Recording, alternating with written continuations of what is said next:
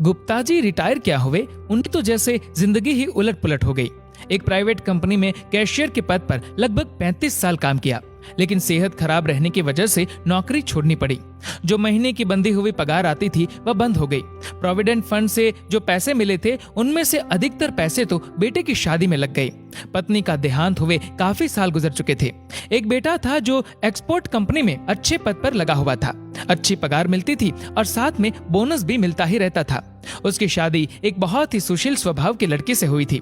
घर में खाने पीने की कोई कमी नहीं थी। कुल मिलाकर गुप्ता जी और उनका परिवार खुश थे। उस खुशी को ग्रहण तो तब लग गया जब गुप्ता जी ने नौकरी से इस्तीफा दे दिया। पहले जब भी वह दफ्तर से घर आते थे तो उनकी बहू दौड़ी दौड़ी उनके लिए चाय नाश्ता लाती थी। बेटा भी जब अपने दफ्तर से आता था तो सबसे पहले पिता से ही मिलता था। रात का खाना सब इकट्ठा हो साथ में ही खाते थे। लेकिन रिटायर होने के बाद उनके प्रति सबका रवैया ही बदल गया। बहू बेटा अब उन पर ज्यादा ध्यान नहीं देते थे। अब उनको चाय पिलाने के लिए कोई नहीं दौड़ता था। जब तक 2-4 बार मांग नहीं लेते थे तब तक कोई चाय तक नहीं देता था। बेटे ने तो उनसे नजरें मिलाना तक छोड़ दिया था। जब बेटा दफ्तर से घर आता तो उसकी पत्नी दौड़ दौड़ कर उसके लिए चाय नाश्ता लाने में लग जाती। किसी को यह चिंता नहीं होती थी कि गुप्ता जी भी कई बार चाय मांग चुके हैं। कभी बीमार पड़ जाते तो कोई उन्हें डॉक्टर तक न ले जाता, खुद ही धीमे कदमों से चलकर पास के दवाखाने से दवा ले आती।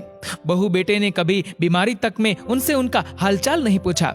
वह दोनों तो अपने में ही मस्त रहने लगे। अकेलापन और कमजोरी ने अब उन्हें तोड़ दिया था। पत्नी की बहुत याद आती थी, लेकिन उसे याद कर आंसू बहाने के अलावा वह कर भी क्या सकते थे। गुप्ता जी को ऐसा लगने लगा था कि अगर कल उनकी मृत्यु हो जाए तो क्या बेटा उन्हें कंधा भी देगा कि नहीं।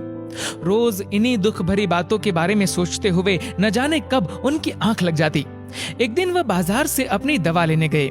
सुबह का समय था और गुप्ता जी ने 80 रुपए की दवा खरीदकर केमिस्ट को 100 रुपए का नोट दिया। लेकिन केमिस्ट ने कहा कि आप मुझे 80 रुपए छुट्टे दे दे, क्योंकि उसके पास खुले 20 रुपए नहीं हैं। गुप्ता जी सोचने लगे कि अब 80 रुपए खुले कहां से लाए। दवा जरूरी थी। 100 रुपए का नोट हाथ में थाम दुकान से बाहर निकले। बगल वाली दुकान की तरफ देखा तो वह अभी बंद थी। 2 कदम आगे एक दुकान खुली देख वह उसकी तरफ चल दिए। वहां पहुंचे तो वे लॉटरी के टिकट बेचने की दुकान निकली। सोचा इसी से 100 रुपए खुले करवा लेता हूँ। अंदर कई मेजों पर लॉटरी के रंग बिरंगे टिकट पड़े थे। मेजों के पीछे एक लड़का बैठा था। उसे 100 रुपए देते हुए गुप्ता जी ने खुले रुपए मांगे। उस लड़के ने एक लॉटरी का टिकट और 80 रुपए गुप्ता जी के हाथ में थमा दिए। लॉटरी का टिकट देखते ही गुप्ता जी ने कहा, बेटे मुझे टिकट नहीं 100 रुपए खुले चाहिए। अरे अंकल, सुबह सुबह खुले कौन देगा, और फिर ये मेरी दिन की पहली टिकट बिकी है, इसे तो मैं वापस नहीं लूंगा। और जेब से उसने 20 रुपए का नोट निकाल उनके सामने कर दिया। आप चाहो तो ये 20 रुपए भी रख लो, पर टिकट वापस न करो। अब गुप्ता जी असमंजस में पड़ गए। टिकट से ज्यादा उन्हें दवा की जरूरत थी, लेकिन जिस शराफत से उस लड़के ने उन्हें 20 रुपए वापस करने चाहे, वह थोड़ा सा मुस्कुराकर टिकट और 80 रुपए लेकर बाहर निकल आए। टिकट जेब में रखी और 80 रुपए की दवा खरीद वह घर के लिए चल दिए। घर पहुंच घंटी बजाई तो कुछ देर बाद बहू ने दरवाजा खोला और मुंह बनाते हुए अंदर चली गई।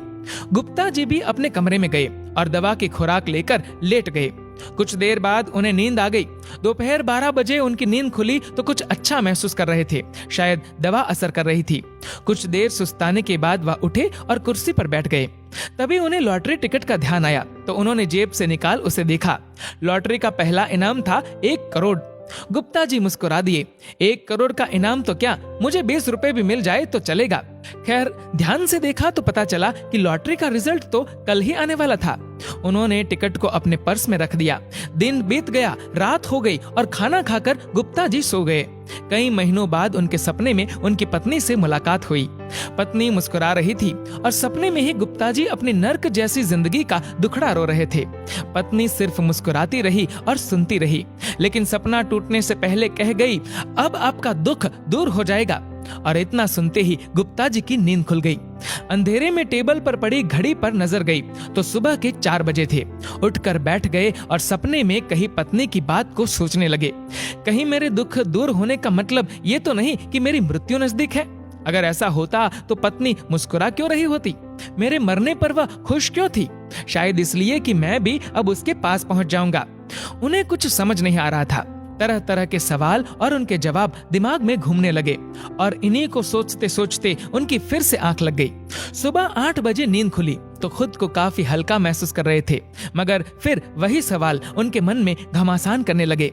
उन्हें लगने लगा कि कहीं सच में आज मेरा आखिरी दिन तो नहीं। अगर ऐसा है तो मैं घर बैठा क्या कर रहा हूँ? क्यों ना आखिरी दिन घर के घुटे माहौल से निकलकर बाहर की खुली हवा का मजा लिया जाए। जल्दी से कपड़े पहने, अपना पर्स उठाया और घर से बाहर निकल आए। घर में तो नाश्ते तक के लिए भीख से मांगनी पड़ती थी, मगर बाजार में तो कचौड़ी जलेबी सब उनका इंतजार कर रही थी। पेट भर नाश्ता किया, कुल्हड़ वाली चाय भी पी। अभी चाय पीकर उठने ही वाले थे कि तभी सामने से एक लड़का आते हुए दिखा। लड़का कुछ जाना पहचाना लग रहा था, लेकिन याद नहीं आ रहा था। उस लड़के ने चाय का ऑर्डर दिया और गुप्ता जी के साथ ही बैठ गया। उन्हें देखते ही बोला, अरे अंकल आप, आज तो आपकी लॉटरी का रिजल्ट 10 बजे आना है। तब गुप्ता जी ने भी उसे पहचान लिया। मुस्कुराते हुए बोले, भाई हमारी लॉटरी कहाँ लगेगी, ये तो किस्मत वालों की लगती है।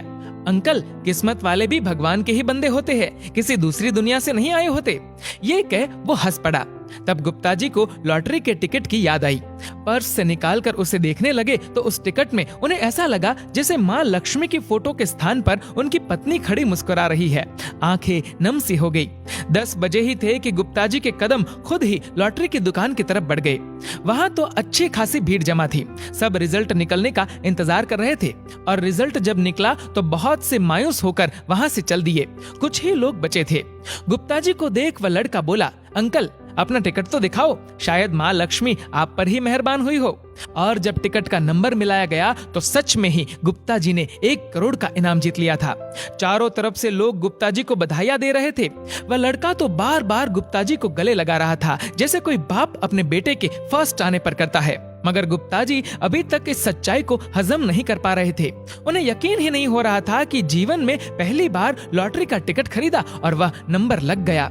आखिर जब लॉटरी वाला लड़का कहने लगा कि कैसे उन्हें ये जीता हुआ टिकट लेकर लॉटरी के दफ्तर जाना है, तब उन्हें भी यकीन हो गया कि अब वह करोड़पति हो गए हैं। समझ में नहीं आ रहा था कि जीते हुए 1 करोड़ का वह करेंगे क्या।